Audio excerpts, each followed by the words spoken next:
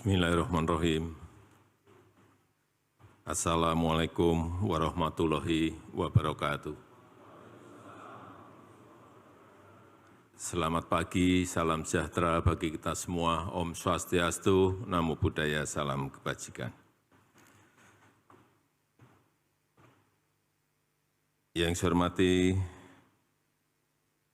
Ketua Badan Pemeriksa Keuangan Republik Indonesia, yang saya hormati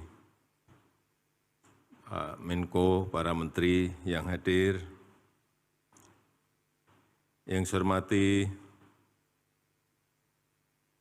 Kepala BPKP, Bapak Muhammad Yusuf Atteh, beserta seluruh jajaran yang pada pagi hari ini hadir,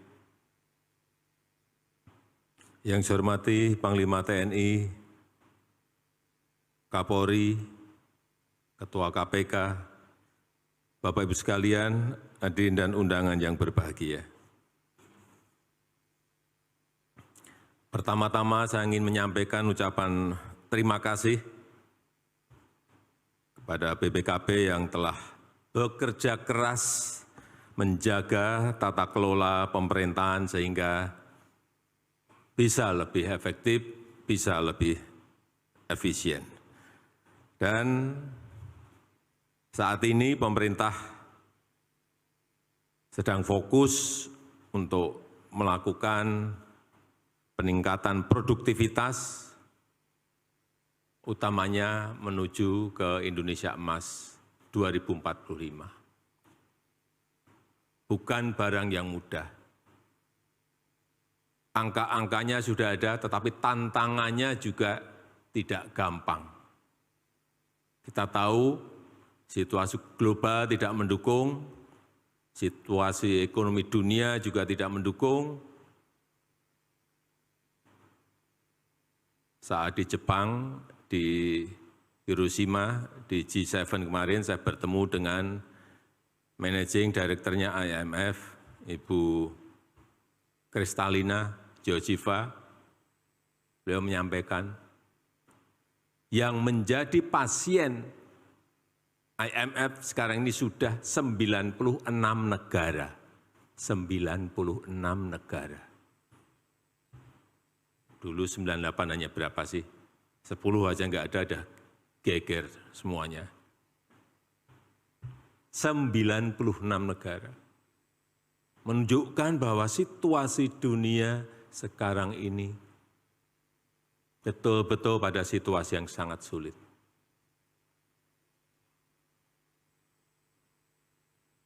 Mungkin dalam 1-2 minggu kemarin juga kita baca di Eropa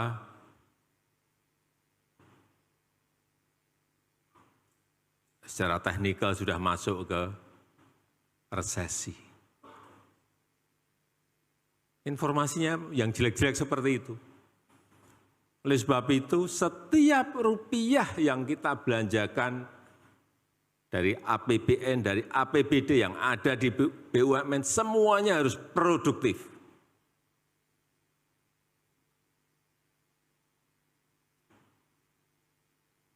Karena memang cari uangnya sangat sulit. Baik itu lewat pajak, PNBP, royalti, dividen, tidak mudah. Sekarang ini tidak mudah.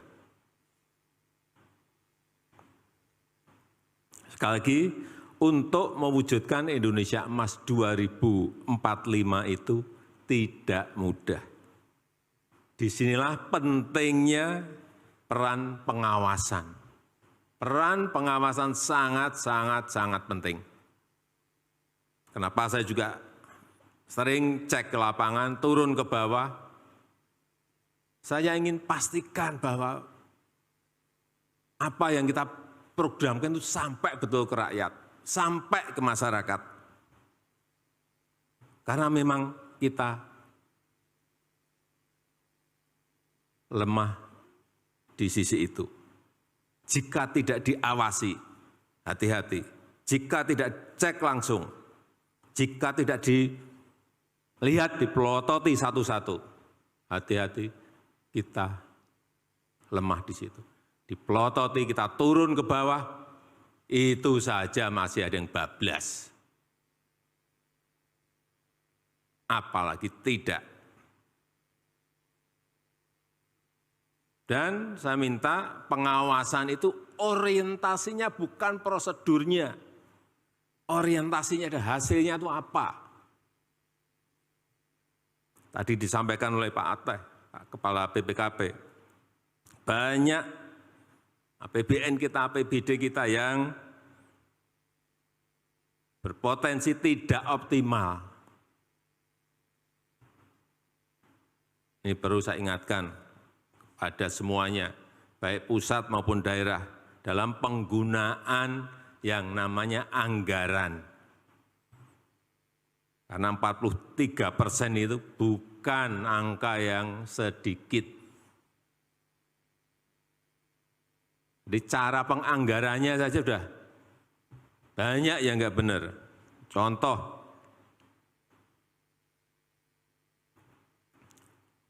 ada anggaran stunting, 10 miliar. Coba cek, lihat betul. Untuk apa 10 miliar itu? Jangan membayangkan nanti ini dibelikan telur, dibelikan susu, dibelikan protein, diberikan sayuran, 10 miliar. Coba dilihat detail. Saya baru saja minggu yang lalu, saya cek.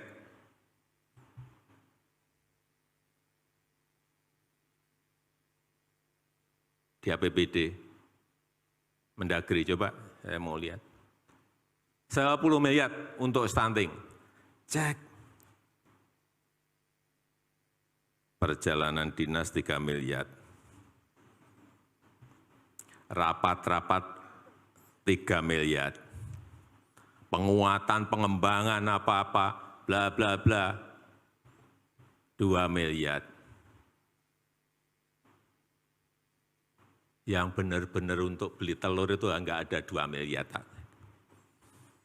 Ya, kapan stuntingnya akan selesai kalau caranya seperti ini?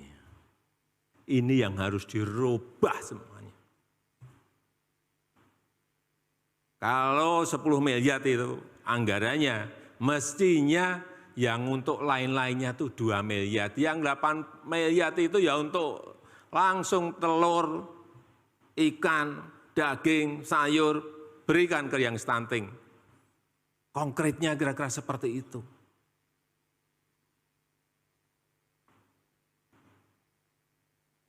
Pengembangan UMKM, ini ada di APBD, enggak usah saya sebutkan di kabupaten mana. Pengembangan UMKM, total anggaran 2,5 miliar.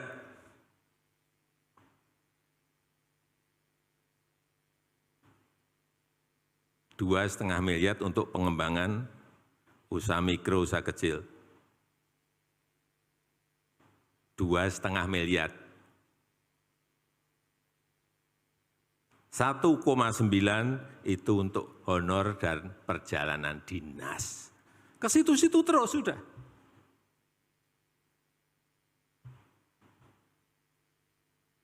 Itu nanti sisanya yang 0,6 miliar, yang 600 juta, itu nanti juga masih muter-muter aja. Pemberdayaan, pengembangan, istilah-istilah yang absurd. Tidak konkret, langsung aja lah. Itu untuk modal kerja, untuk beli mesin produksi, untuk marketing. Ya kalau pengembangan UMKM mestinya kan itu. Untuk pameran, jelas. Ini tugas BPKP. Bapak Ibu sekalian, tugas BPKP sekarang mulai harus orientasinya ke situ. Orientasi hasil, arahkan daerah, pusat, semuanya, BUMN, kementerian, lembaga, hal-hal yang konkret. Biar apa? Produktif.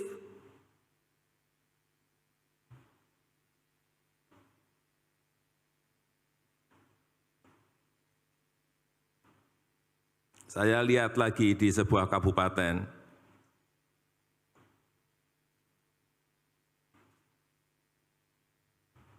pembangunan balai penyuluh pertanian. Ini jelas loh, pembangunan balai. Tapi saya lihat senyum-senyum berarti sebetulnya di BPKP udah ngerti semua ini sebetulnya. Saya hanya ingin menegaskan, kita sekarang orientasi kita memang harus hasil. Kalau kita mau bisa bersaing dengan negara-negara lain. Pembangunan balai untuk membangun dan merehab balai. Jelas. Anggarannya 1 miliar. Saya cek lagi ini apa tuh kok 1 miliar.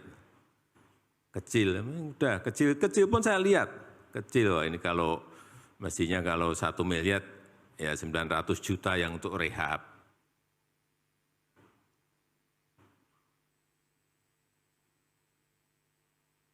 Mestinya. Tapi setelah kita cek benar, 734 juta itu honor, rapat, dan perjalanan dinas. 734. Artinya 80%. Ini udah nggak bisa lagi Bapak Ibu sekalian. Dan inilah tugas berat BPKP ada di sini.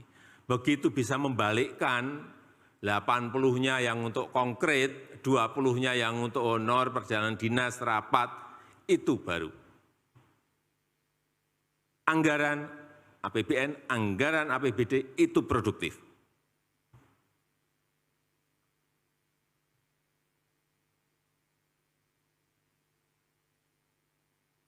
Karena tangan BPKP itu sampai di provinsi, kabupaten, dan kota. Artinya bisa mengawal, bisa mengawasi, bisa mengarahkan. Dan ya enggak pusat, enggak provinsi, kota, dan kabupaten itu dengan BPKP itu takut.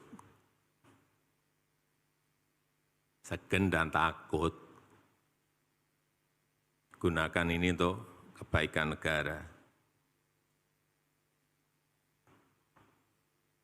Contoh lagi,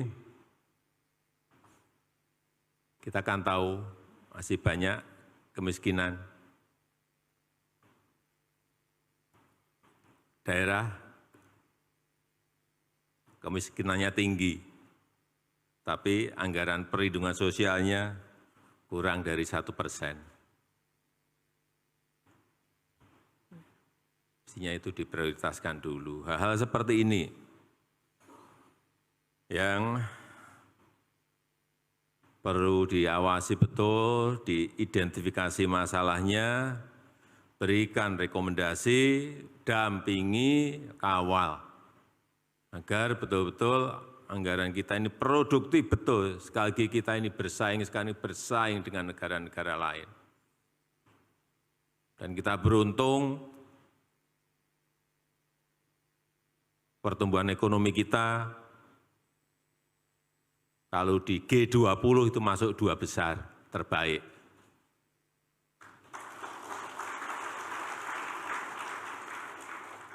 Tahun lalu 5,3% growth kita, kuartal pertama tahun ini tumbuh masih di atas 5,03%, betul Bu Menteri? Inflasi kita juga turun, kalau dulu 5,9, sekarang sudah di angka 4%. Seperti ini makronya sudah bagus, tapi hal yang tadi yang saya sampaikan tadi kalau tidak kita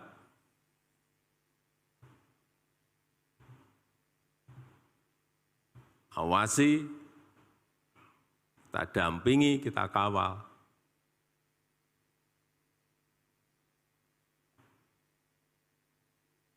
Sebab itu sekali lagi perkuatan pengawasan internal jangan sampai hanya menjadi aksesoris.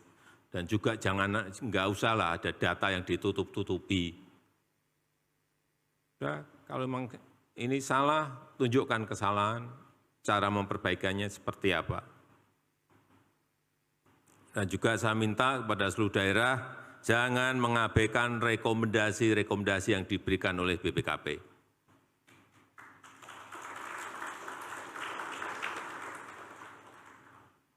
Yang terakhir, yang senang pasti banyak. Tadi Pak Ateh bisik menanyakan kepada saya mengenai tukin.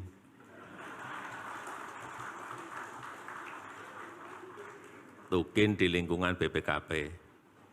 Pak Presiden gimana Pak perpresnya? Sudah selesai belum? Saya sampaikan, sudah saya tanda tangani. Jadi 100%.